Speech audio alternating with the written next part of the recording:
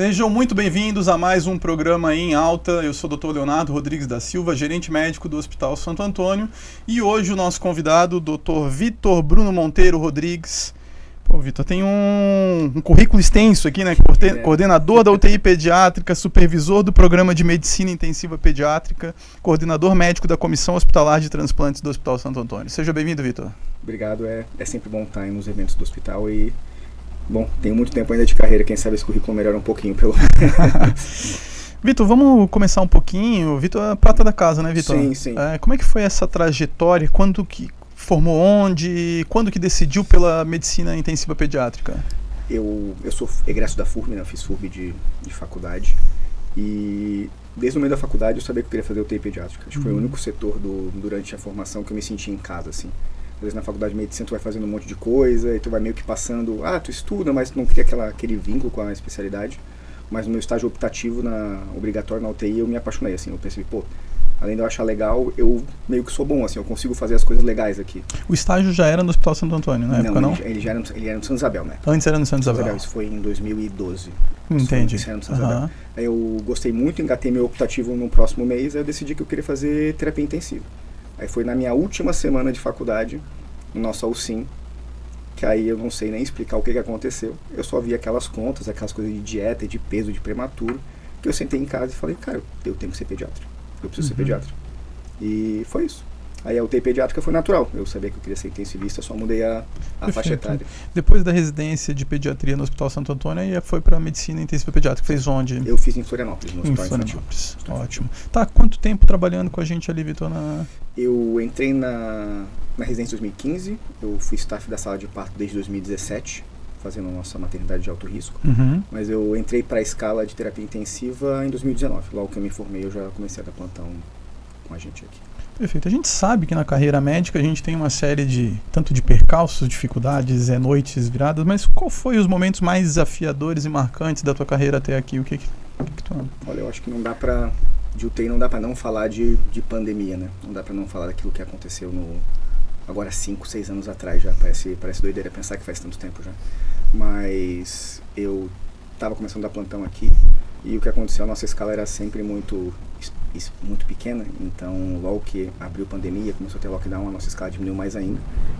Eu morava em Florianópolis na época, eu voltei aqui para Blumenau para ajudar na escala e foi o que mais me criou raiz no hospital. Foi um período de muita dificuldade, que a gente teve que trabalhar demais, mas foi o grande momento, assim, que eu decidi que eu ia sair de Floripa, que eu ia voltar para Blumenau e que eu ia estabelecer raízes aqui. Então foi o grande momento, foi o pré e o pós-pandemia. Realmente foi uma mudança drástica, né? E é claro que as pessoas vão voltando para o dia a dia, acabam esquecendo, mas para quem vivenciou isso na prática, não esquece nunca o que foi aquilo ali, né? Como tem sido liderar a equipe em situação de tanta pressão, responsabilidade? O Vitor já foi chefe da residência de pediatria, agora assumiu a residência de UTI pediátrica e acabou liderando toda essa parte de pediatria durante a pandemia também. Sim, eu acho que especialmente quando a gente fala de formar residente, é uma responsabilidade que às vezes quem está de fora não percebe o quão grande que é, né? A faculdade é importante, mas eu acho que o que define a gente como profissional é onde a gente faz residência, como a gente faz a residência. Então assumir essa responsabilidade foi gigantesca para mim. Acho que a gente conseguiu fazer um trabalho de reestruturação legal na pediatria. Agora com a terapia intensiva, é a área que eu sou apaixonado, então é muito mais legal, ou seja, é até mais fácil, mas é uma responsabilidade ainda maior. Eu acho que liderar a equipe em situações críticas tem uma coisa muito, muito particular, que é quando dá qualquer tipo de problema, por mais que outras pessoas possam resolver, eles vão sempre olhar para você. Você é a pessoa que está ali na ponta puxando o barco e puxando todo mundo junto. E eu acho que a coisa mais importante é tentar, na medida do possível, manter a calma e se manter uma liderança tranquila, assim. O que eu percebi nos meus anos de formação é que quanto mais a gente perde o controle, quanto mais a gente grita, quanto mais a gente se desequilibra, mais todo mundo desequilibra junto e a gente não consegue fazer nada direito. Com certeza, a gente acaba liderando pelo exemplo, exatamente, né? Você se mostra o exemplo, você se mostra a tranquilidade e as pessoas vão te seguir naturalmente. Então, eu acho que é a maneira ideal de fazer. E durante a pandemia, né, a gente acabou passando por um desafio muito grande, que é justamente assim, como que a gente vai num hospital que acaba tendo muitas residências médicas, convencer jovens recém-formados a arriscar sua própria vida para salvar outras, Sim, né? sim. E aí ali foi o exemplo claro que assim, não, nós temos que ser os primeiros a dar a cara, nós temos que ser o primeiro a isso, e aí sim, todo mundo veio junto e abraçou a causa, sim, né? Sim. Perfeito. O que mais te emociona em atuar nesse cuidado de crianças em estado crítico? Eu acho que o mais legal da UTI pediátrica no geral é como a gente às vezes não bota muita fé nas crianças, assim, é pequenininho, é delicado, é frágil, mas pelo contrário, assim, eles são infinitamente mais resilientes que a gente. Eu costumo comentar com as famílias dos pacientes mais graves que se estivesse eu, meu irmão, meu pai nessa cama com a mesma situação, com certeza a recuperação seria muito mais difícil.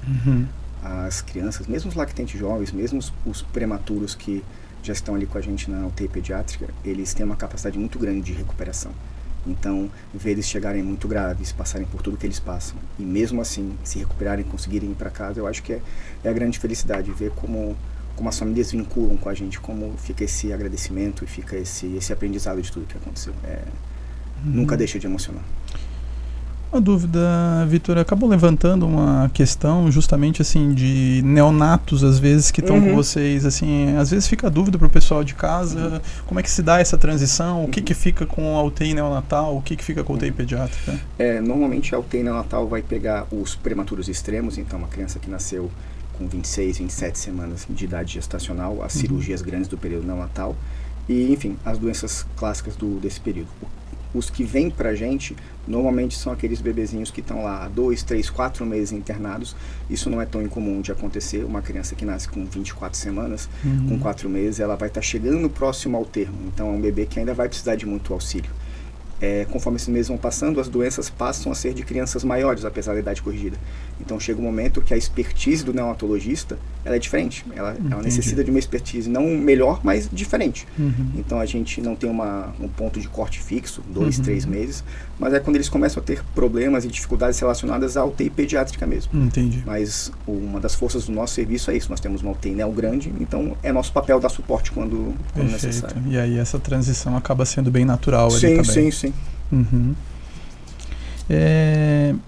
Hoje a gente está com 10 leitos, é isso? 10 leitos de UTI pediátrica. E estamos na primeira turma de residência. De residência. Esse ano a gente teve nossa primeira residente, a doutora Beatriz. Exatamente. E essa é uma tendência, a gente vê que os serviços na qual tem residência há uma tendência a cada vez crescer mais, né?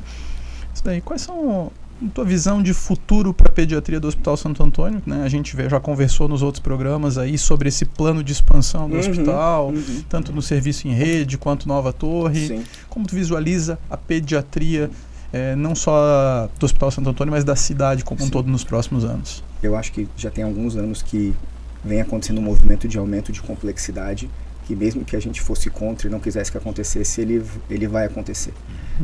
Eu frequento a pediatria do hospital há muito tempo e é claro como os pacientes de hoje são infinitamente mais complexos do que os eram no começo da minha residência. Então, aumentar, ter mais profissionais qualificados é o que a gente precisa fazer. E o movimento da residência médica é para isso. Não existe serviço de qualidade de ponta sem programa de residência médica estruturado, não só para ter pesquisa, mas também para ter profissionais que vão ter naqueles lugares, né?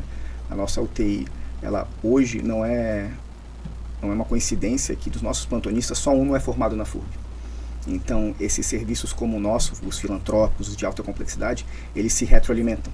Então, não dá para a gente esperar que pessoas de fora vão começar a descer em Blumenau para nos ajudar. É a gente se estruturar, formar os nossos profissionais que a gente vai confiar e a gente vai querer que fique aqui com a gente. Então, o caminho é esse, residência forte, expansão de leitos, expansão de vagas para a gente poder oferecer melhor para a comunidade, né? Exato, e ainda mais assim, né, o hospital agora adquirindo novas especialidades, né, então nos últimos anos começou com a neurocirurgia pediátrica e agora recentemente adquirindo a própria cirurgia cardíaca, perfeito, né, pediátrica, né, então realmente depende de uma expertise diferente. Precisa, e o plano da residência de UTI pediátrica, ele é antigo. Eu lembro que quando eu voltei, já em 2019, existia um embrião dessa ideia, e uma coisa que eu mesmo batia sempre o pé, que eu acho que falta complexidade. Eu acho que nesses últimos 2, 3 anos, agora a gente tem um manejo de alta complexidade, agora a gente tem cardio, a gente tem o suporte agora da Renal Vida para fazer os procedimentos. Então, hoje eu consigo formar um bom intensivista. Então, é natural. Você ganha complexidade, você cria profissionais melhores e você amplia o serviço dessa. Entendi. Hoje praticamente acaba sendo referência e fazendo tudo dentro da UTI pediátrica. Sim, né? com certeza. Talvez não faz, é grande queimado. É grande queimado. Só, né? E é aquilo, assim, a gente faz as transferências em momentos oportunos, né? Não tem que um grande queimado chegar, a gente sair transferindo. A gente pode fazer o cuidado inicial, aí quando coisas específicas, que aí sim o hospital infantil vai tomar conta do... Perfeito. É que eu acho que hoje, para criança, o único hospital referência no estado em grande queimado é infantil. É infantil ainda, né? Isso. Tá certo, muito obrigado, Vitor. A gente encerra esse primeiro bloco, né? Esse é só um começo do que a gente, de uma amostra do que a gente está, e a gente vai falar um pouquinho muito mais sobre a medicina intensiva pediátrica, as histórias mais emocionantes nos próximos blocos. Vamos lá. Obrigado. Sigam nos acompanhando nos próximos blocos.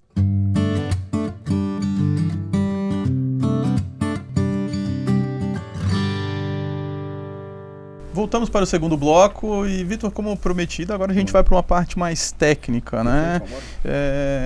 Então acabou, claro, é o teu expertise em UTI pediátrica, mas teve contato com UTI adulto durante a formação. Sim, claro. O que diferencia a UTI pediátrica de uma UTI adulta em termos tanto de estrutura, cuidado, protocolos? A gente sabe que as doenças são diferentes, né? Mas sim.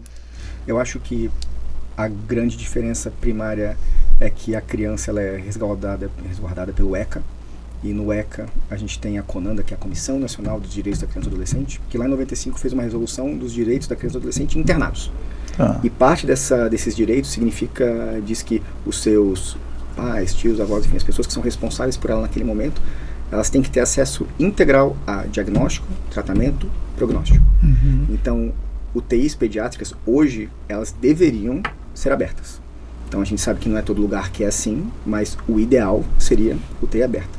Então é um serviço que tem pares de olhos de auditoria a mais. Só para o pessoal de casa entender o que tu chama de UTI aberta. Que o acesso dos acompanhantes é 24 horas por dia. Numa UTI adulto, normalmente você tem 1 a 2 horas de visita, os familiares vêm, visitam o paciente internado, recebem um boletim médico e voltam para casa. A UTI pediátrica, ela não deveria ser assim. Os familiares têm direito 24 horas de permanecer ao lado da criança, se for de interesse deles.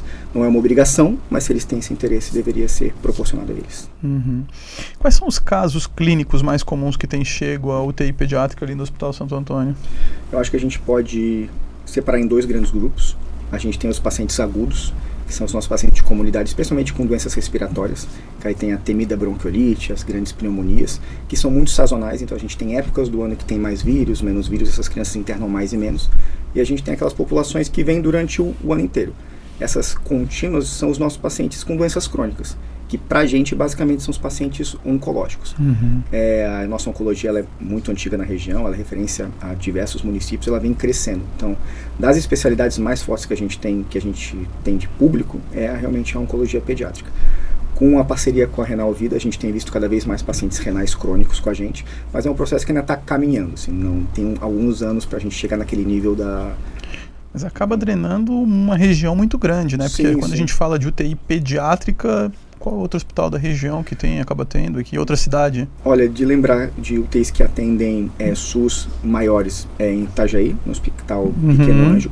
Nós temos UTIs menores na região, que tem leitos de UTI pediátrica, o Hospital UASI, por exemplo, tem UTI pediátrica, mas que concentra tecnologia e subespecialidades, realmente só acaba vindo. Casos mais complexos, inevitavelmente vem pra gente pra cá. E como é que tem sido a atuação multiprofissional, né? Assim, eu lembro da minha formação, né? Quando a gente falava em terapia intensiva, eu cheguei a trabalhar em UTI adulto, ventilação mecânica, quem mexia era o médico, quem fazia tudo isso. E aí até me chamou a atenção quando eu fui fazer a residência de reumatologia em São Paulo, que lá eu digo assim, não, mas aqui quem mexe já é o fisioterapeuta. E aí quando eu voltei aqui também já era. Então foi uma progressão, né? E ou seja, cada vez mais hoje não se faz UTI adulto sem multiprofissionalismo, né? E acredito que na UTI pediátrica também... Não é diferente e não teria como ser diferente. A saúde avançou um nível que o conhecimento específico ele é muito profundo. Eu costumo falar para os residentes, se tu vai no especialista, que é especialista em muita coisa, ele não sabe basicamente nada do que ele está te falando. Então, a gente atende a doença crítica, a gente sabe a parte de fisiologia médica da doença crítica, mas a gente precisa de outros profissionais para nos ajudar em partes que a gente sabe que são importantes, mas que a gente não tem como saber. Eu gosto muito da parte de nutrição do paciente crítico. Daria para a gente sentar e fazer uma nutrição mais ou menos a gente? Daria. Mas ter um profissional da nutrição com a gente, passando round todo dia, calculando o meta metabólico daquele paciente é essencial, porque eu otimizo aquilo que eu dou para o paciente. Então, a gente expandir, fazer uma horizontal do cuidado, ela é essencial nesses pacientes mais graves. E a fisioterapia é talvez a parte mais importante da UTI. Tem muitos pacientes ali que são muito mais da fisio do que nossos. Tanto de doença respiratória aguda, de ventilação mecânica, mas de reabilitação. Não falta hoje evidência que você mobilizar precoce um paciente, mesmo ventilação mecânica, aumenta muito, reduz o tempo de ventilação mecânica, de internação, de mortalidade, e no final acaba reduzindo até os custos finais de internação. Então, você ter fisioterapeutas, nutricionistas, fonoaudiólogos treinados, é uma coisa que otimiza muito uma UTI, tanto adulto quanto pediátrico. Perfeito. Vocês trabalham com uma gama de idades e de patologias muito grandes, né? Geralmente a UTI pediátrica pega de que idade até que idade? Normalmente 28 dias a 14 anos, 11 meses e 30 dias. Aqui a gente tem uma rotina um pouco diferente, que como tem a oncologia pediátrica, e normalmente adultos jovens com doenças oncológicas mais comuns na criança é a oncologia pediátrica que trata. Então, normalmente até 18 anos, se ele é oncológico, ele acaba tratando com a gente. Acima disso, UTI geral. Principalmente esse perfil que já acompanha com a oncologia pediátrica. Exatamente.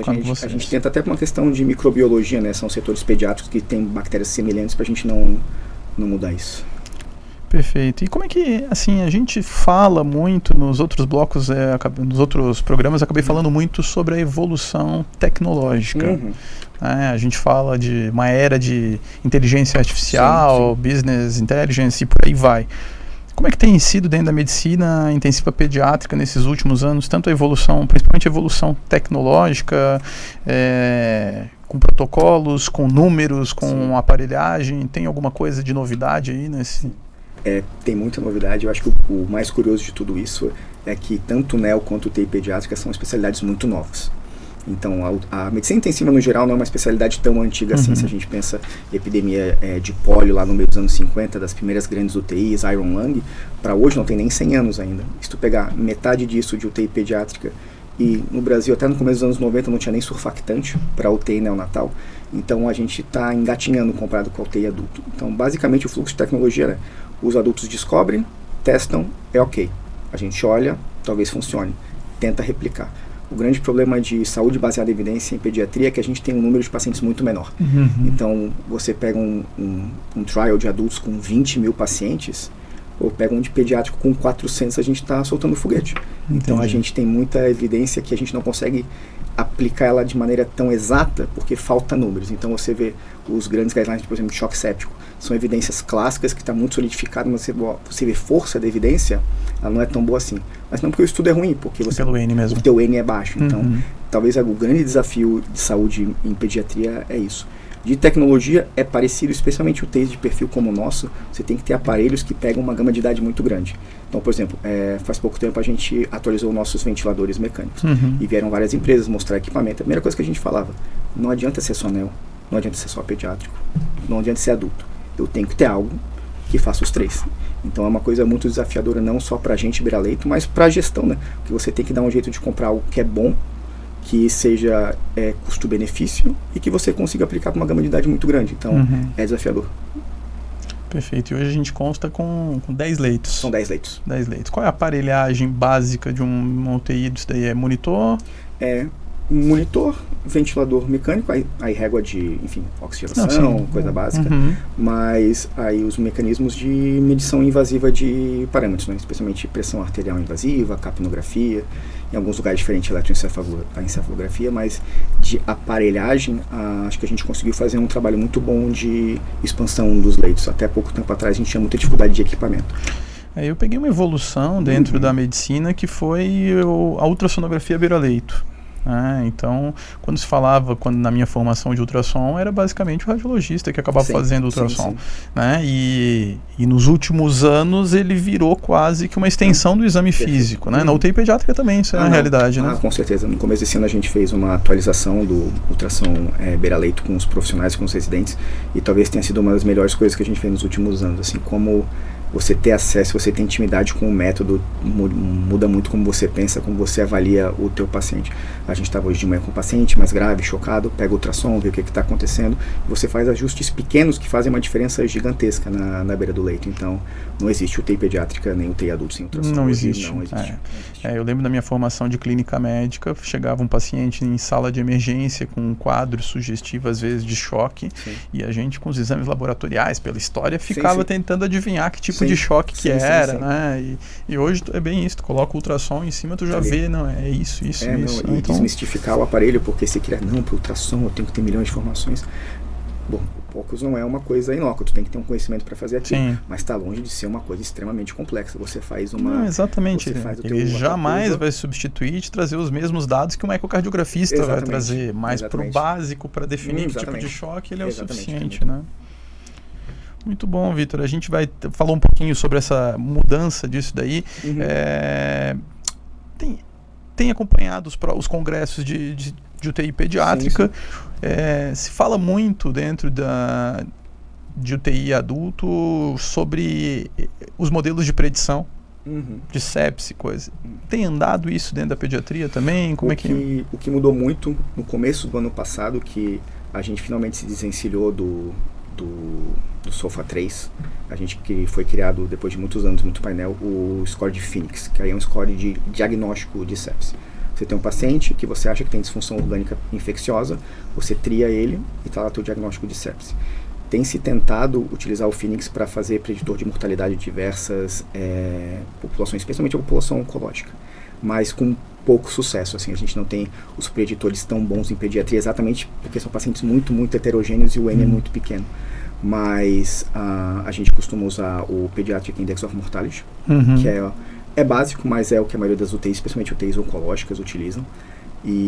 Mas de grande novidade é Phoenix, é você colocar teus exames numa tabela e falar, este paciente tem chance de piorar por infecção, ele tem que estar num serviço que tenha UTI pediátrica equipada para você poder fornecer o melhor para ele. Acho que foi a grande mudança nos últimos anos em pediatria. Assim. Até para a população de casa entender um pouquinho da dificuldade de estudo dentro de UTI, eu sempre digo que assim, a UTI ela é muito complexa de se fazer estudo justamente porque a quantidade de variáveis que envolve ela é muito grande em cada caso. Né? E aí a gente conseguir isolar que a causa daquilo é esse problema, tudo. Então esse aqui é sempre o problema, né? Sim. E não, eu estava falando com a nossa residente, a doutora Beatriz, numa última aula dela, e é exatamente esse o ponto. Como esse paradigma da mortalidade como única variável que importa, ela já está caindo muito rápido, porque é isso, né? Você tem um paciente que tem dezenas, centenas de variáveis, você vai pegar uma coisa isolada e falar, não, é isso que aumentou a mortalidade dele, é frágil, é muito difícil de fazer. Frágil, exatamente. Aí, pelo menos hoje em pediatria se fala muito em score de qualidade de vida pós-alta, não só da criança, mas dos familiares também.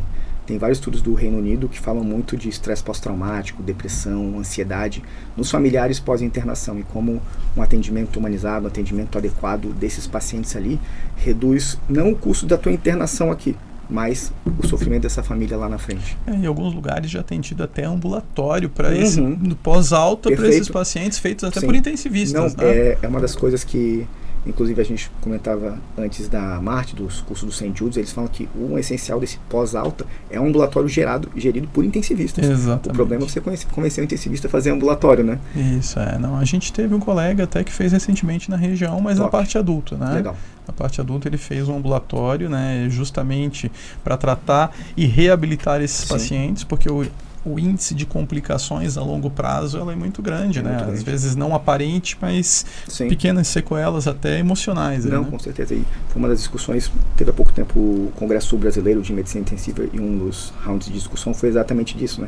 Esses pacientes que ficam críticos crônicos, eles voltam para o hospital precocemente muito por causa de condições infecciosas. Então você tem um ambulatório que vai olhar para esse paciente com mais delicadeza, vai conseguir diagnosticar isso mais precocemente, isso reduz muito a mortalidade desses pacientes. Então, sem dúvida, é um plano que tem que estar na mesa para a gente amadurecer, sem dúvida nenhuma. A pediatria não pode ficar para trás, já estamos para trás em muitas situações. Exatamente, apesar da evolução gigantesca dos últimos anos, né? Muito bom, Vitor. A gente vai terminar esse bloco agora e depois a gente vai falar um pouquinho sobre a realidade atual da pediatria, da UTI pediátrica no nosso serviço mesmo. Perfeito. Tá bom? Sigam nos acompanhando para o terceiro bloco depois.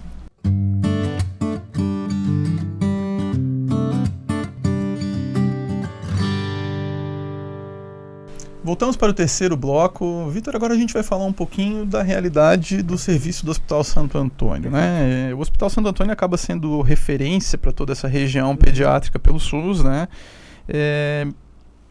Qual que é o impacto dessa UTI pediátrica tanto na região como para as famílias que dependem desse serviço?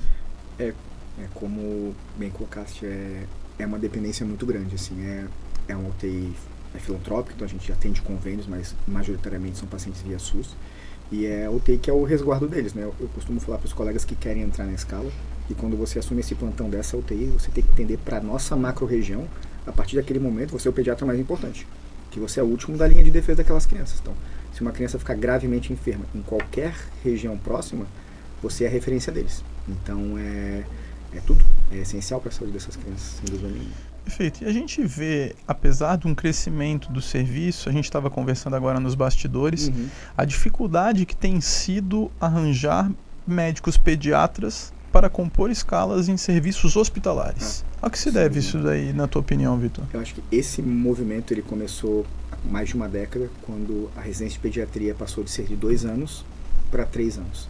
Esse foi um movimento que tirou muito das pessoas a vontade de fazer subespecialidade pediátrica.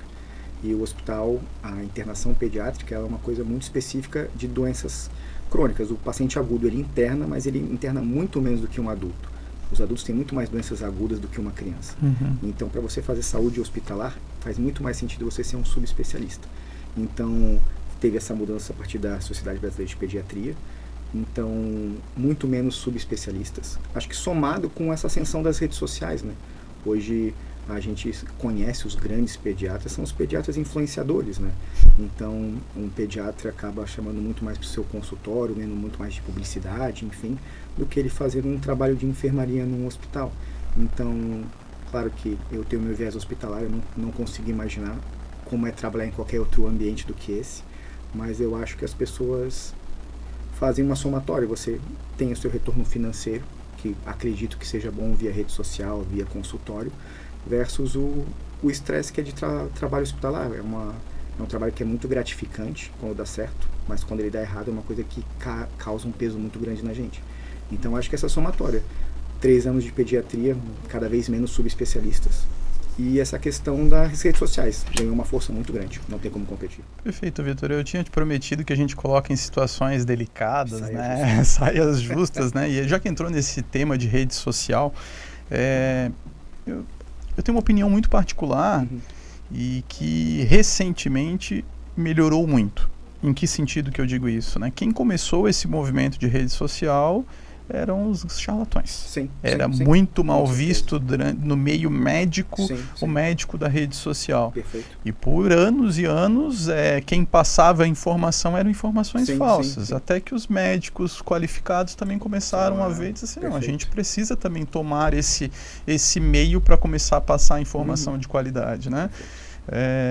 O meu grande receio é, se já é difícil para a gente, enquanto médico, lidar com esse número de informações gigantesca, filtrar o que é de qualidade ou não, acaba sendo muito difícil para os pacientes, né, e para os familiares, diante de tanta informação, saber quem é confiável, quem não é. Né? E o que chama atenção em rede social hoje é a coisa espalhafatosa, é o drama, é aquela coisa sensacionalista, né? Que uma pessoa que vai querer passar uma informação de qualidade criteriosa, normalmente ela não vai por esse caminho, né? Então você saber filtrar essa informação é como a gente.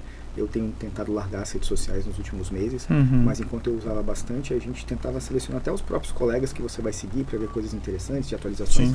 E você, essa pessoa confiável, aí ela faz um post, ela dá uma informação, então olha, mas isso aqui não é tão confiável assim, talvez eu tenha que rever tudo.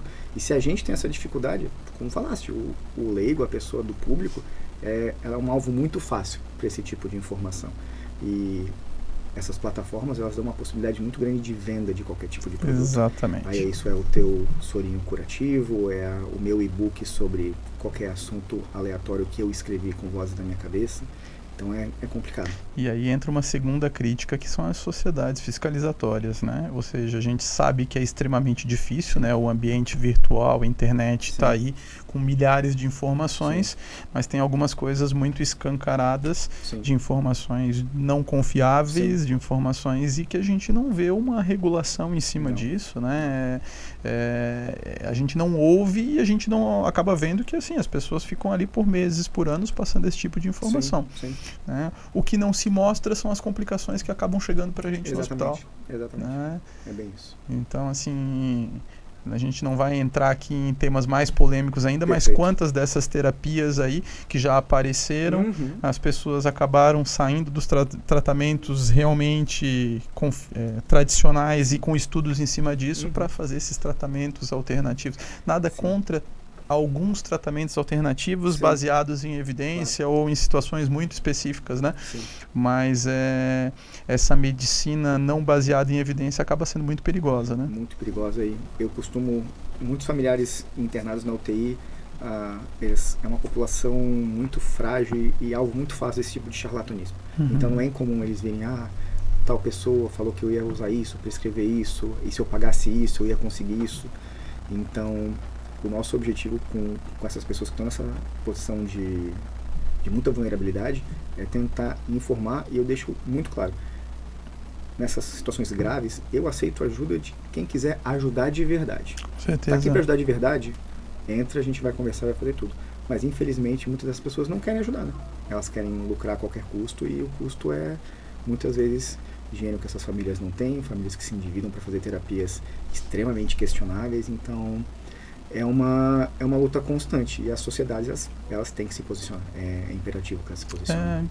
Fugir um pouco da pauta, Vitor, né? O que tens visto aí de terapias aí mais dessas promessas milagrosas dentro de UTI pediátrica? Lembra de alguma, não? Olha, de UTI pediátrica nós temos os nossos pacientes neurocríticos, então às vezes pacientes que tiveram traumas cranianos muito graves, enfim, que ficam com algum tipo de sequela neurológica, que a gente sabe que a criança tem uma plasticidade cerebral, uma capacidade de recuperação muito maior que o adulto. Então um paciente que sai com uma dificuldade neurológica, uma sequela imediata, a gente sabe que o futuro ele é incerto, que a gente pode estimular e as coisas podem melhorar. E os pais, muitas vezes eles procuram um milagre. Uma frase feita que eu gosto de falar, que não é que eu não acredito no milagre, mas o milagre que eu acredito é no trabalho de todo mundo junto. Eu fazendo atendimento aqui, o fisioterapeuta, o terapeuta ocupacional, todo mundo em casa que vai se juntar para que aquela criança tenha algum ganho. E infelizmente o que a gente viu muito nos últimos anos é terapias genéticas e terapias completamente aleatórias que vem para o Rio de Janeiro, vem para São Paulo, vem para o Mato Grosso, fica aqui 3 dias na minha clínica, que você vai sair daqui andando. E tem famílias que estão em sofrimento extremo, que vendem casa, vendem carro e vão. Então é um trabalho muito árduo tentar proteger essas famílias, mas claro, a gente não tem como cercear a liberdade delas, né? Não tem como impedir que eles façam. Exatamente, né? Aí cabe somente a nós talvez denunciar os tratamentos e os órgãos reguladores realmente tomar as providências, né? A gente estava falando de terapia intensiva, mas a gente sabe que uma boa terapia intensiva, ela depende, para quem trabalha em hospital sabe que é toda uma rede interligada, uma conexão, né? Então a gente precisa, vocês têm várias portas de entrada que a gente diz, né? O paciente ele pode vir de um pronto-socorro, ele pode vir de um centro cirúrgico, ele pode vir de uma enfermaria, ele pode vir transferido de outro hospital, né? Como é que tem sido nos últimos anos? Tens acompanhado, né, Vitor? Passou muito tempo dentro do hospital, tanto como residente, agora como depois preceptor, coordenador de serviço. Essa evolução, tanto de equipamentos quanto de protocolos dentro do hospital, o que tem contribuído para que o atendimento intensivo consiga ser de uma melhor qualidade? Olha, eu acho que é uma coisa que me deixa muito feliz mesmo. Eu lembro que quando eu saí da minha residência de pediatria para fazer terapia intensiva, eu tinha muito isso claro na cabeça. Eu vou voltar, vou trazer coisa nova, vamos tentar organizar o serviço para melhorar cada vez mais. Eu fico muito feliz de como o serviço melhorou. Logo na minha saída, o serviço já estava numa crescente muito grande. A gente voltou para tentar ajudar e as coisas casaram muito bem. Tanto de equipamento, mas eu acho que além mais de equipamento, mais de ideia e de formação das pessoas beira-leito, sabe? Eu percebo hoje que a nossa equipe ela tem muito mais subespecialistas, a gente tem uma relação muito boa com as subespecialidades, então a neurocirurgia, a cirurgia pediátrica, nefrologia, oncologia, elas estão muito mais próximas da gente do que elas já foram em anos atrás. 10, 15 anos atrás, as especialidades eram brigadas, as coisas funcionavam pela criança, mas não da melhor maneira que a gente gostaria que fosse. E hoje a gente percebe uma sintonia das equipes muito melhor do que já teve no passado. Isso teve esse salto das subespecialidades, mas eu acho que o que melhorou para mim muito foi o centro cirúrgico. O centro cirúrgico melhorou muito nos últimos anos. A gente tinha muita dificuldade porque cirurgias pediátricas são muito específicas. Não é todo anestesista que tem uma formação e tem a oportunidade de fazer grandes cirurgias pediátricas. Isso vem mudando. A gente percebe que os colegas têm cada vez mais treinamento, eles conseguem lidar com casos mais complexos e a gente consegue fornecer um cuidado melhor. Porque na UTI a gente é uma parte pequena de um fluxo grande de paciente, né? Não adianta a gente estar bem treinado com bons equipamentos se os outros setores não estão bem organizados, mas eu percebo que isso foi feito de maneira uniforme, assim, especialmente o centro cirúrgico e a UTI cresceram bastante nos últimos anos em relação a isso. Muito bom, Vitor, eu acabei lendo aquele currículo extenso, né, e até agora a gente falou somente sobre UTI pediátrica, mas tem uma parte aqui que fala sobre Comissão Hospitalar de Transplantes do Hospital Santo Antônio, e esse tema transplante é um tema que eu gosto muito. Também gosto. Tá? Conta pra gente como é que funciona essas comissões, né, eu acho que é um tema até de muita curiosidade da população de casa. Sim.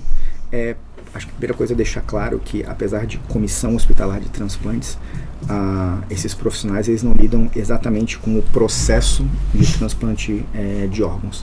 Essas comissões elas são um braço da Central Estadual de Transplantes nos hospitais para basicamente monitorar os pacientes neurocríticos e facilitar tanto a observação, a abertura de protocolo de morte cefálica e término desse processo. Então, as comissões de transplantes elas servem basicamente para olhar como o serviço está estruturado e ajudar os serviços profissionais a otimizarem o diagnóstico de morte cefálica. E esse é um tema que eu também gosto bastante, e é entender que, apesar dos transplantes estar intimamente ligado com a morte cefálica, esse é um diagnóstico que é de direito da pessoa. Então, independente se o paciente ele é doador, ele não é doador, falava em vida, não falava em vida, ele tem direito de saber se o cérebro dele está vivo, está morto. Perfeito. E partir a partir daí. A gente vai entrar num assunto um pouco mais básico para o pessoal começar a entender um pouquinho mais sobre isso daí. Explica para o pessoal de casa a diferença de morte e morte encefálica. É até interessante trazer esse assunto porque é algo que a literatura e as sociedades médicas lutam muito ultimamente para a gente tirar essa diferenciação. Tanto que o termo morte encefálica hoje em dia ele está caindo em desuso. A tendência é a gente chamar de morte por critérios neurológicos. Perfeito. Né? Para deixar claro para a população, para as famílias e para os próprios profissionais que morte por critérios neurológicos é tão morte quanto morte por critérios circulatórios. O coração parou de bater, a pessoa está morta. O cérebro parou de funcionar, a pessoa está morta da mesma maneira. Então o esforço hoje é de demonstrar que não tem diferença. Ainda tem uma coisa muito forte no imaginário popular e até de alguns colegas de profissão, que a morte cefálica é uma coisa potencialmente reversível, mas a gente sabe hoje que isso não existe. Exatamente. Eu gosto de falar para as famílias que estão nesse processo que é um diagnóstico muito delicado, porque é um diagnóstico baseado em lei. Então não posso 3, 4 pessoas ter opiniões diferentes sobre o que está acontecendo. A gente pega a nossa legislação, a nossa última resolução de 2017, a gente segue o que está escrito ali e apenas se tudo aquilo for cumprido, a gente pode dizer que aquela pessoa faleceu. E o diagnóstico no Brasil é um diagnóstico mais desafiador, porque é um diagnóstico muito mais completo. Comparado, por exemplo, com leis, vamos lá, Estados Unidos, que é o maior comparativo, muito mais fácil fazer um diagnóstico lá. Só que as chances de problemas lá, muito maiores também. A gente vê muito... cultura americana, né? Ver o seriado, ver o filme. Olha, aquelas coisas que a gente vê de diagnósticos mal feitos, aqui, bem feito, não passa. Exatamente. Aqui não acontece. Então, é um diagnóstico que hoje ele é muito seguro, porque a nossa legislação ela é muito dura. O processo, às vezes, ele se torna longo, às vezes sofrido para a família, mas é um rito que a gente não pode abrir mão. Mas para a população entender também, grande parte dos órgãos, depois que o coração para, não podem ser doados. Né? Tirando uma córnea, que é coisa. Então, esse processo de doação, por exemplo, pós-morte de um fígado, de um rim, ele acaba sendo para esses pacientes com morte neurológica, com a famosa morte encefálica. Certo? Isso é uma coisa bem interessante que colocaste, que isso é uma coisa também de legislação. existem países, o grande exemplo é a Espanha, que você tem possibilidade de morte por critérios circulatórios e doação de órgãos sólidos. Entendi. Então aqui no Brasil é força de legislação, é lei. No Brasil, doação de órgãos sólidos é intrinsecamente ligada à morte encefálica. Então talvez daqui a 15, 20, 30 anos a nossa legislação mude e tem essa possibilidade. Então não é uma coisa apenas técnica, é algo que é legal, é de legislação. No nosso serviço, então, a gente tem muito forte a questão do tecido ocular das córneas, então a gente tenta fazer um screening dos pacientes que estão em fim de vida, que potencialmente podem ser doadores de córnea. E assim como a pessoa que está em morte encefálica tem direito de saber se ela está viva, se ela está morta, aquela família também, a pessoa que faleceu e aquela família que está ali do lado tem direito de saber que eles têm possibilidade de doar tecido ocular em alguns lugares do Brasil, tecido ósseo, tecido muscular.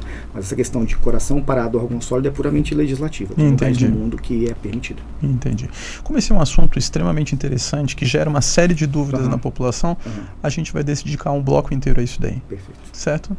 Então, sigam nos acompanhando. No próximo bloco a gente vai entrar em assuntos um pouco mais técnicos de como realmente funciona todo esse processo até realmente acontecer o transplante.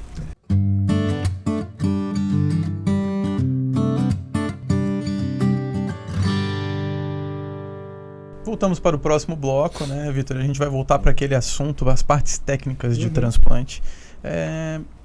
Explica um pouquinho como que funciona essa central. Essas centrais, elas são brasileiras, elas são estaduais, cada estado tem a sua? O Sistema Nacional de Transplantes, ele claro, fica em Brasília, as centrais, cada estado tem a sua central, elas trabalham, tem a sua independência, tanto que esse termo Coordenação Hospitalar de Transplante de CHT e não CIDOT, como era conhecido anteriormente, é uma coisa muito, muito característica de Santa Catarina. Então, as federações têm a sua independência de fazer o trabalho relacionado a isso. Basicamente, a central ela vai cuidar da parte dos diagnósticos de morte cefálica, organizar e, acima de tudo, validar os diagnósticos. Então, isso é uma outra camada que dá muita segurança para o diagnóstico. Não posso sair fazendo teste clínico para morte encefálica em qualquer lugar. As filas são estaduais? As filas, na verdade, as ofertas elas vão crescendo de região. Então, eu tenho uma doação aqui, eu vejo minha pequena região, macro, estado e aí expansão. E depende muito do órgão que pode ser doado. Então, tem órgãos que têm tempo de isquemias específicos que vão depender muito de localização. Então, às vezes eu tenho um paciente aqui em Blumenau e eu teria uma pessoa compatível em Manaus. Não vai dar. Eu não vou ter logística, tem questão também de logística, porque avião, espaço aéreo, então é uma coisa que tramita muito em relação a isso. Perfeito. Vitor, a gente sabe que existe essa fila, e aí às vezes sempre fica aquela dúvida, saem informações, mas essa fila que a gente vê é uma das coisas mais sérias que acontece, Sim, né? E realmente certeza. Ela funciona, essa fila, só que às vezes a pessoa não entende que tem critério de compatibilidade. Exatamente. Então, às vezes um doador, eu sou o primeiro da fila, mas o doador não é compatível comigo. Exatamente. É uma questão complexa, que é isso. Cada pessoa é diferente. Quando a gente fala especialmente em pediatria, nós temos idades diferentes, tamanhos diferentes. Então, não é uma questão só de numeração. É uma questão, como você falou, de compatibilidade, tanto celular quanto também de tamanho. Um bebezinho de 3 meses talvez não possa receber um rim de um adolescente. Então, é uma questão... parece muito simples no papel, mas ela é muito, muito complexa mesmo. Perfeito. Para o pessoal de casa entender um pouco, que sempre tem aquele medo, e aí nesses pontos eu sempre digo assim, a internet ela é muito boa, os filmes são muito bons, Sim. mas quando a gente vê alguns filmes, às vezes gera alguns medos desnecessários nas pessoas, achando que é um processo, meu Deus, mas eles podem decretar uma morte cefálica e não sendo. E a gente que trabalha nessa área sabe que é muito criterioso, tem muita coisa. Explica um pouquinho, então, como que funciona para constatar uma morte encefálica? Bom, primeiro de tudo, a gente tem que ter um paciente que está em coma. O paciente, ele necessariamente tem que estar em coma. Esse tipo de coma que foi descrito lá na década de 50 é o paciente que está na ventilação artificial, que a gente tenta estimular ele não apresenta estímulo nenhum. Então, quando a gente acha um paciente dessa maneira, eu tenho que ter o coma, eu tenho que levar esse paciente para uma tomografia, eu tenho que ter lesão cerebral grave o suficiente para causar morte cefálica, e se eu tenho isso, eu tenho que ter um paciente minimamente estável para poder abrir protocolo e poder fazer exames clínicos. Então, o que basicamente eu tenho que fazer é tirar qualquer tipo de fator de confusão que possa me enganar, possa me deixar, enfim, dificultar o meu diagnóstico, para poder dizer, não, o paciente não acorda, o paciente não está se mexendo por causa daquela lesão cerebral exclusivamente. E aí, para as pessoas entenderem, não é só o não se mexer, né? Ele tem uma ausência de todos os reflexos de tronco. Nós falamos anteriormente da nossa legislação e de como nossos processos eles são muito delicados. São testes feitos por médicos diferentes e aqui no Brasil especificamente o exame de imagem, o exame auxiliar, ele é obrigatório, outra coisa que em outros países não é. Entendi. Então, necessariamente no Brasil a gente vai fazer uma prova de fluxo cerebral, de metabolismo cerebral, de perfusão ou de atividade elétrica. Então, exames clínicos por médicos diferentes, estimulação de centro da respiração para ver se o paciente consegue respirar sozinho ou não, e somado a tudo isso, um exame de imagem, uma prova gráfica que vai me dizer se isso tudo é compatível. Então aqui no Brasil a gente tem um arcabouço tanto legal quanto prático que ajuda muito. O que auxilia isso também é que as equipes elas não estão sozinhas, então eu não estou aqui numa ilha fazendo um diagnóstico de morte cefálica sozinho. O que acontece, nós nos reportamos à central estadual. Entendi. Então todo passo que eu faço, eu repasso, o exame foi esse, os dados são esses, e eles validam ou não validam a minha documentação, por causa que isso é um processo que é burocrático na assistência, mas é burocrático no papel de burocracia. Exatamente para isso, porque não pode ter uma vírgula errada, não pode ter um número diferente, porque se tiver a gente vai ter que parar tudo e vai ter que rever o processo inteiro. Perfeito. Vamos para um assunto que me gera dúvidas, assim, e como é que é o processo, porque a gente também tem alguns órgãos que são doados que a gente chama intervivos. Sim. Né? Às vezes algum familiar, às vezes alguém compatível, mas que tem 2 rins, acaba doando um para outra pessoa. Existem critérios que contraindicam, por exemplo, assim, algum grau de familiar? Como é que funciona isso daí? Olha, sendo bem sincero para ti, é uma área de expertise que eu realmente não saberia te falar. Perfeito. Outra coisa interessante, a gente falou de exames confirmatórios, né? A gente tem alguns que realmente hoje pode fazer o eletroencefalograma ou o que mais? O eletroencefalo que nossa legislação permite, mas é outro exame que está perdendo muita força, especialmente nos Estados Unidos. Cintilografia, Doppler transcraniano e arteriografia. São os exames clássicos para a gente fazer. Para o pessoal de casa entender, necessita de 2 profissionais especialistas fazendo uma análise completa. O intervalo ainda continua em 6 horas? Mudou um pouco baseado em faixa etária. Agora, a partir de 2 anos, é um intervalo de 1 hora. De 1 hora. Exatamente. Entendi. Então, com o intervalo ainda entre os exames, então os 2 examinadores têm que ter feito a mesma análise sem reflexos nenhum e ainda mais uma confirmação com um exame que mostra que realmente o cérebro não tem fluxo nenhum. Exatamente. E após esse diagnóstico de morte encefálica, mesmo que o paciente não seja um doador, está autorizado a desligar os aparelhos porque é considerado morte, né? Sim. Isso aí, né? Isso é uma coisa que a gente tenta deixar muito claro para a família e é uma questão de humanização, né? Se uma pessoa ela está morta, eu não tenho motivação a não ser se ela for doadora, assim, se tiver o desejo da família da doação, não tem motivo para eu deixar aquele corpo ligado a uma máquina, porque é aquilo, infelizmente a pessoa faleceu, o que está se tratando ali é de um corpo, não tem porque eu manter ele artificialmente ali.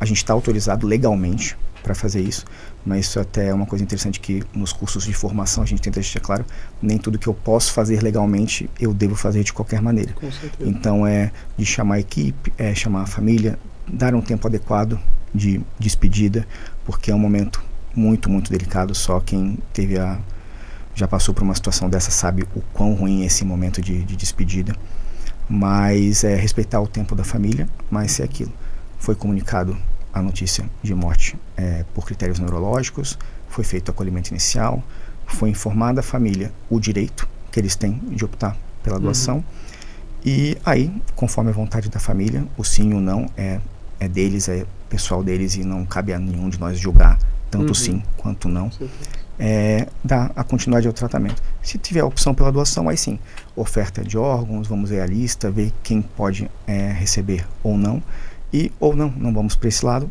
tudo bem, despedida e desligar aí os aparelhos para dar continuidade aos ritos de fim de vida.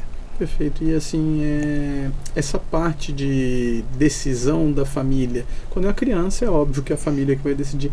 Adultos, sempre é a família também? Existe alguma documentação em vivo que se eu quiser ser doador eu vou deixar? Como é que tem sido? Tem muita polêmica em relação a isso, as documentações em vivo, mas para autorização eu preciso da assinatura da pessoa, do responsável. Entendi. Então, por mais que eu deixe claro para minha família que eu quero ser doador de tudo, se naquele momento meu pai, minha mãe, meu irmão estiverem em sofrimento intenso e optarem por não dar esse tempo de pesquisa, não seria doador.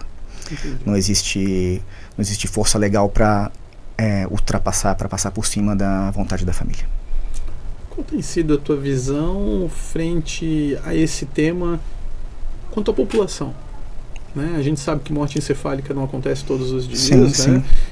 Mas quando acontece, cada vez mais as pessoas estão optando pela doação, ou ainda é um tema que as pessoas ainda têm muita dificuldade de, às vezes até entendimento, aceitar? Sim. Como é que tem sido isso? Eu acho que a gente falava muito antes de redes sociais e as coisas boas e ruins, né? Eu acho que essa democratização da informação é uma coisa que ajudou muito nessa parte. As pessoas entendem o processo. Às vezes é um luto naquele momento que dificulta o processar da informação, mas o entendimento a gente percebe que é cada vez melhor. E o doar, ele tem muito a ver com o acolhimento que a gente faz com a família, do que às vezes de informações prévias, do que a gente dá. A gente fala muito de educar a população, que a população tenha acesso à informação, isso é imprescindível, democratizar isso é importante. Só que a gente percebe que o acolhimento dessas famílias no hospital, a gente tratar a pessoa que está ali neurocrítica de maneira adequada, de maneira humana, é o que faz diferença. E os números, eles são bons. Santa Catarina tem uma taxa de aceite muito boa, mas mesmo fazendo tudo isso, tem pessoas que, por questões, enfim, religiosas, questões pessoais, vão ter a negativa. E, de novo, não cabe a gente julgar nem o sim, nem o não, né? Mas eu percebo que as famílias têm entendido cada vez mais, e cada vez mais cedo no processo elas trazem essa dúvida, essa opção. Apesar que durante o processo de diagnóstico de morte cefálica não é ético da nossa parte comentar com a família em questão de doação, isso é proibitivo, mas muitas famílias elas trazem essas dúvidas. Eles já começam a falar, porque é uma coisa que é isso, né? Você vai jogar no teu celular, na inteligência artificial, morte encefálica, a primeira coisa que vai aparecer ali são os critérios e a possibilidade de doação, né? Então essa dúvida vem, mas deixa claro para as famílias que enquanto a pessoa está viva, ela está em processo de diagnóstico, os esforços são para aquela pessoa que está ali. A morte confirmada, o óbito aconteceu, acolher, dar essa opção da família de doar ou não, e a partir daí do sim, aí a gente parte para a parte da doação propriamente dita. Muito bom, Vitor. Acho que é um tema que daria para ficar o dia inteiro falando, né? Mas a gente conseguiu esclarecer, acho, as principais dúvidas para o pessoal de casa. Tanto de mostrar a seriedade do processo, né? Perfeito. Às vezes a gente vê na internet mostrando coisas até com um tom de distorção. Sim. O fulano de tal recebeu tantas vezes isso e aquilo. E a gente sabe que, na verdade, às vezes é por questões até de tipos de compatibilidade muito específicos. Sim, perfeito. É isso aí. E que aí faz com que realmente a pessoa, quando tem aquele órgão sempre compatível, acaba conseguindo com maior facilidade. O telefone sem fio hoje em dia é muito cruel, assim. É uma informação que às vezes é uma informação que é adequada no começo, você repostou e compartilhou 3, 4, na 10ª vez já se tornou uma coisa completamente diferente. Exatamente, e esse é o nosso medo, porque às vezes um serviço tão sério como esse, né, acaba às vezes perdendo a credibilidade por uma informação mal passada. Perfeito, exatamente. Mas muito obrigado por falar esse tema, e após o intervalo a gente vai para o último bloco, a gente vai mais para um momento reflexivo. Perfeito. Tá certo? Sigam nos acompanhando então para o último bloco.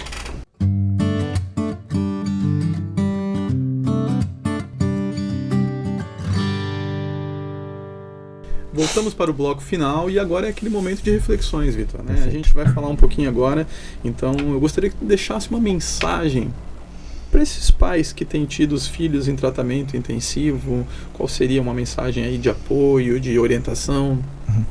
Eu vou correr o risco de me repetir, mas uma coisa que a gente tenta passar para essas famílias, que a UTI pediátrica ela é sempre um passinho de cada vez. É uma manhã, é uma tarde, é uma noite, vira o dia, a gente segue nessa pegada. E entender que a criança ela é extremamente resiliente. Mesmo aquelas crianças que ficam muito graves, que dependem muito de suporte de tecnologia, dessas a maioria vai se organizar, vai melhorar e vai para casa. Eu queria poder ajudar todas e que todas fossem para casa da melhor maneira possível.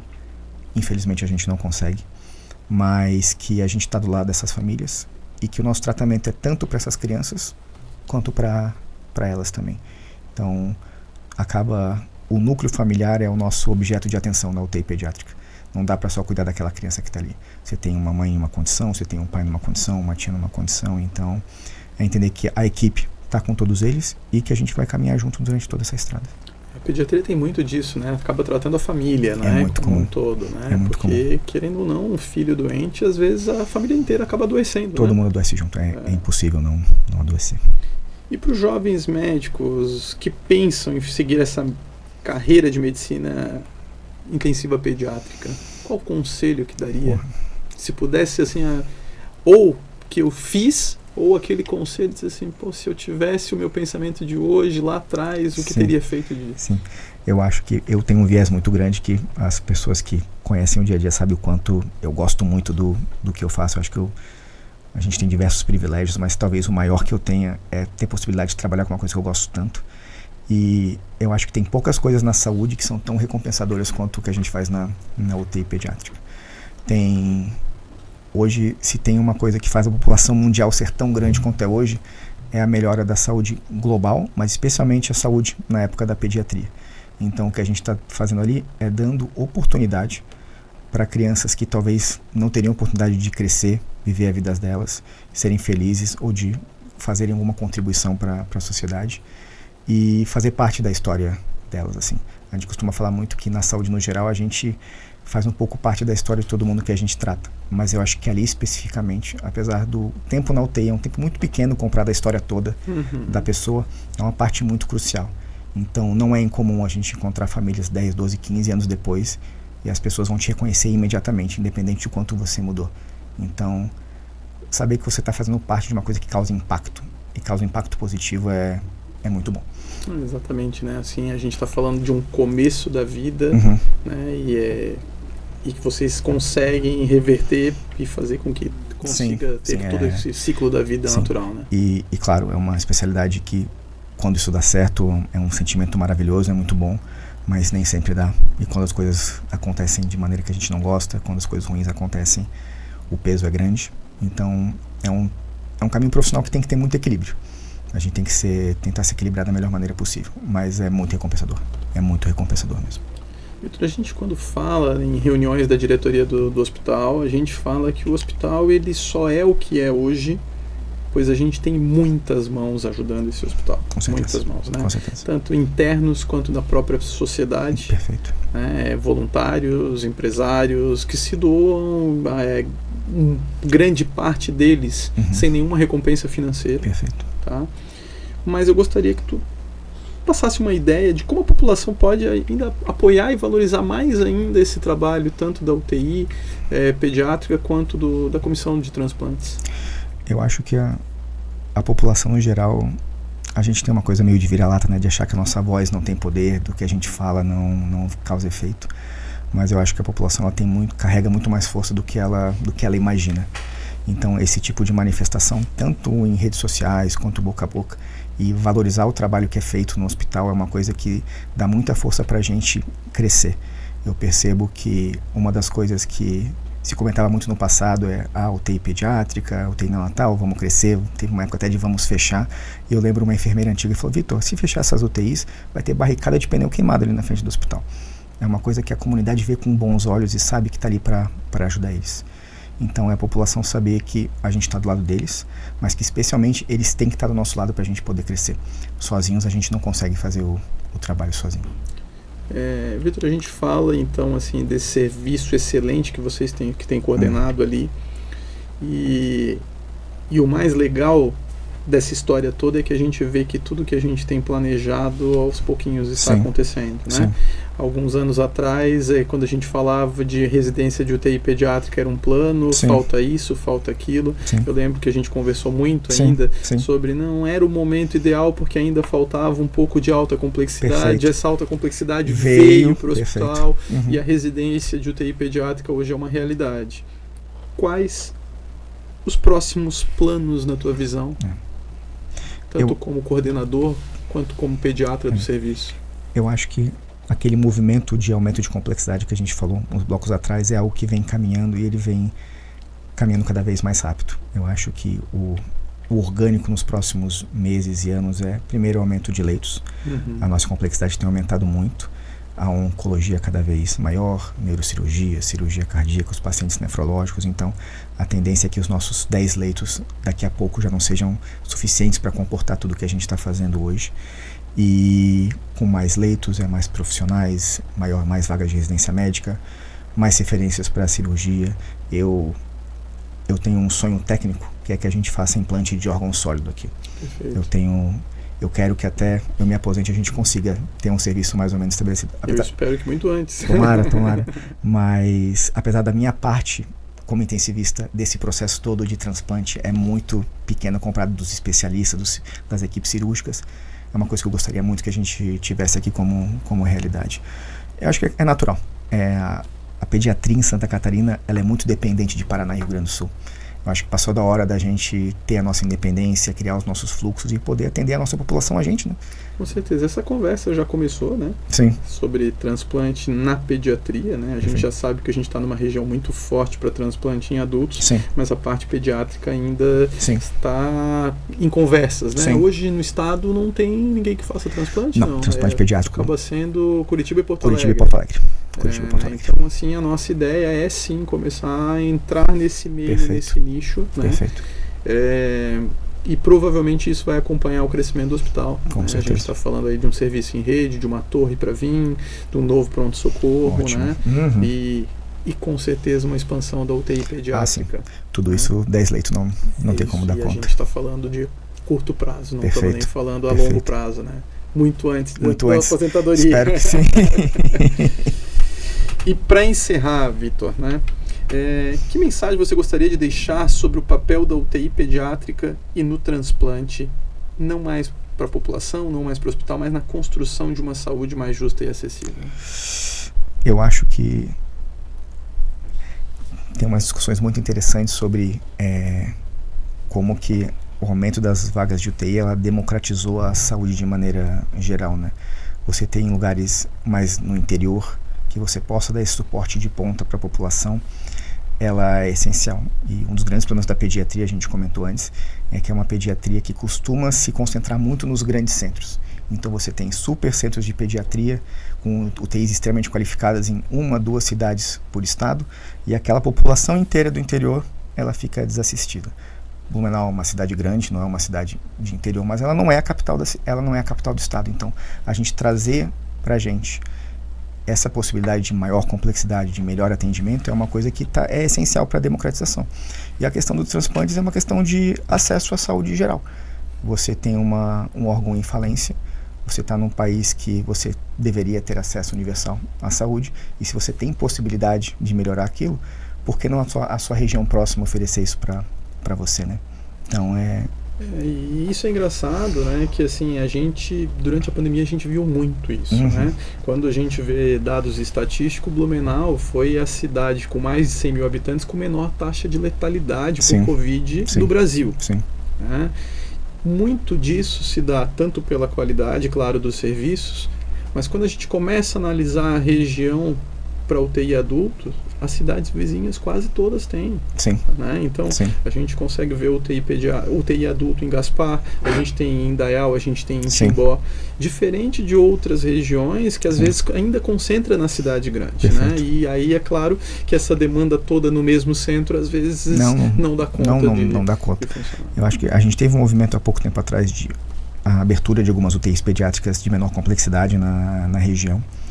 E isso já ajudou bastante no nosso trabalho, mas é isso, expandir os lugares maiores que fazem mais complexidade e drenar os pacientes que podem ser drenados para serviços diferentes para poder fazer o acompanhamento, com certeza. Muito bom, Vitor. Te agradeço novamente pelo convite e te agradecer também pelo serviço brilhante que tem realizado na frente do nosso hospital. Eu que agradeço, espero que ainda está muito tempo aí com vocês nessa caminhada do hospital. Com certeza. Obrigado. Obrigado, valeu. E vocês de casa sigam nos acompanhando. Como vocês já sabem, o nosso programa ele tem uma apresentação quinzenal, passa tanto alguns trechos no Instagram quanto no YouTube.